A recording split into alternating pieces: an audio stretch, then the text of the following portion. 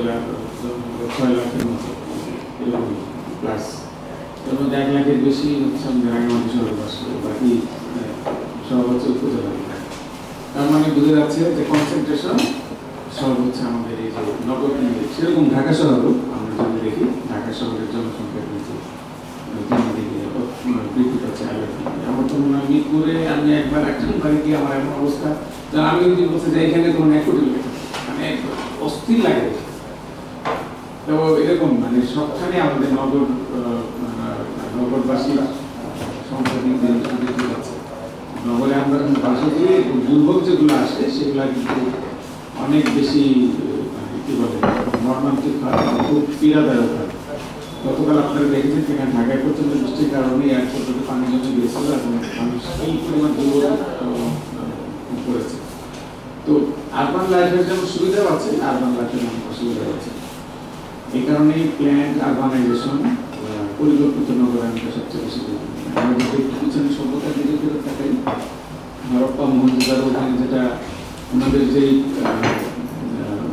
নগরায়নের যে প্ল্যান, ওখানে grid pattern আছে, কিন্তু সামনের রাস্তা পিছনের রাস্তা দেখেন, এত হাজার হাজার বছর আগের মানুষ তারা কিন্তু চিন্তা করেছে, তারা মানে নগরায়ন করবে, প্ল্যান করে করবে, রাস্তা থাকবে সামনে, পিছনেও থাকবে, সবকিছু ইমার্জেন্সির জন্য এক্সিট। আমাদের আমরা বলা হচ্ছে আমরা বর্তমানে যে আধুনিক যুগের মানুষ, আমরা কেন সেটা করতে পারছি না।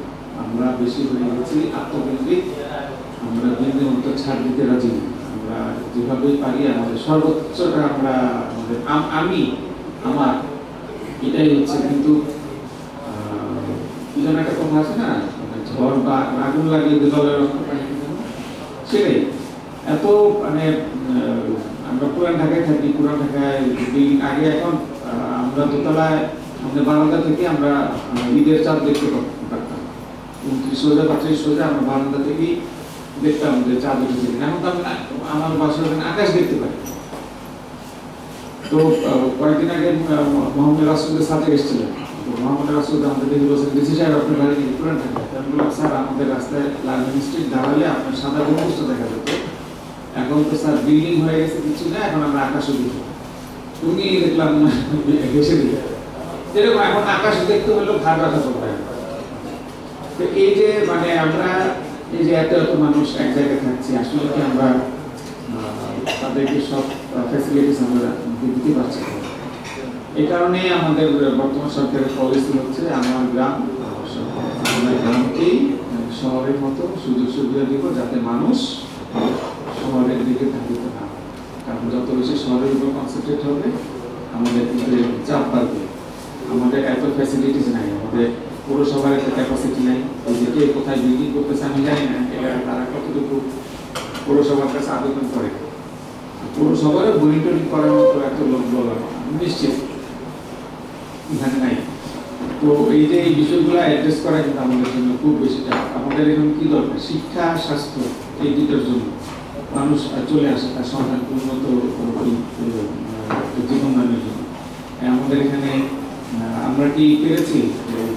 আমি লংগদুতে গিয়েছি, লংগদু স্কুলে একজন মাত্র টিচার, বনদলি ছড়া এই যে জোড়াছড়ি গভর্নমেন্ট স্কুল টিচারই নেই। তো আমি টিচার আমি দিতে পারবো না, সন্তান মানে আমার সন্তানরা আমি কীভাবে লেখাপড়া করতে? বিরাট আমার একটা কলেজ নেই, বরকলে কলেজ নেই, আমার বাধ্য হয়ে আসতে হবে। তা আমাদের কিন্তু অনেক চ্যালেঞ্জ, এই যে আমাদের কিন্তু অনেক কাজ করা হবে। তো এই যে আমরা যতদিন পারবো না, আমাদের কিন্তু এই আরবান পপুলেশন কনসেন্ট্রেশন বাড়বে। তো এর ফলে আমাদের ঝুঁকি আরো বৃদ্ধি হবে। এর ফলে দেখা যাবে যে গাদাগাদি করে থাকা, যাই বলি না, আমরা এখন ইউনিভার্সিটির হলগুলোতে কীভাবে দেখি, আমরা আগে যখন ইউনিভার্সিটিতে পড়েছি কয়েকটা মাত্র ডিপার্টমেন্ট ছিল, এত এত স্টুডেন্ট ছিল, এখন অনেক ডিপার্টমেন্ট আছে, কিন্তু হলের সংখ্যা বাড়ে। ছেলেমেয়েরা গাদাগাদি করে ডাবলিং চিপিং করেও থাকে। তো এই যে আমাদের কিন্তু এই বিষয়গুলোকে অ্যাড্রেস করতে হবে। আমাদের রাঙামাটি পার্বত্য চান আমরা বললাম যে এটা একটা ল্যান্ডলক, যেদিকে তাকাই সেদিকে পানি। আমাদের এখানে কোনো জরিপ হয়নি, আমি জানি না এখানে কোনটা আমার লেকের সীমা। এই কারণে দেখা যাচ্ছে যে আমার একটা সবসময় একটা কনফ্লিক্ট চলে। যে কারা লিখতে পারে দখল করতে তাকে আমার থামানো, কিন্তু আমারও সেই ক্যাপাসিটি নাই। আমার সিলেট অফিসে একজন মাত্র সার্ভেয়ার যে আমি এটা দেখবো। আর খবর পেতে পেতে সব দেখা যায় যে অলরেডি স্ট্রাকচার করে ফেলেছে।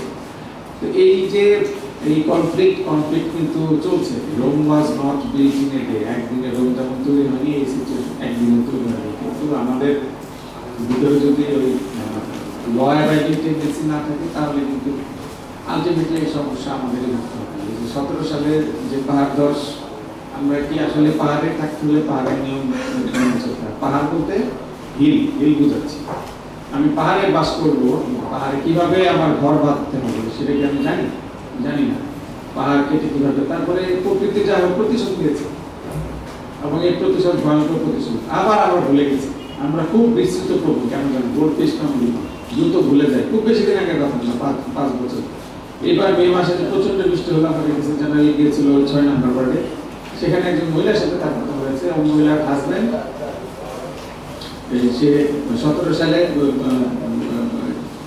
ভূমিধসে মারা গিয়েছে। সেও চাপা পড়েছিল, বিকাল 4টায় তাকে ফায়ার সার্ভিস যে উদ্ধার করেছে। তারপরও সে ওখান থেকে সরছে না। ওকে জিজ্ঞেস করা হয়েছে যে আপনি সরবেন না কেন, সমস্যা হবে তো? বলে না, এখন না, কি যেন বলছিল, পরে যাবো। তো সচেতনতাটা আর কখন আসবে? তো এর জন্য আমাদের আসলে বিভিন্ন সময় ফোর্স অ্যাপ্লাই করতে হবে। তো আজকে আমাদের এই যে বসতি দিবস, এটা আমাদের জন্য অত্যন্ত প্রাসঙ্গিক। আমাদের পুরো বাংলাদেশের জন্য আমাদের বলা হচ্ছে একটা হেলদি আরবান এরিয়া তৈরি করার জন্য। আমরা কতটুকু হেলদি করতে পারছি জানি না।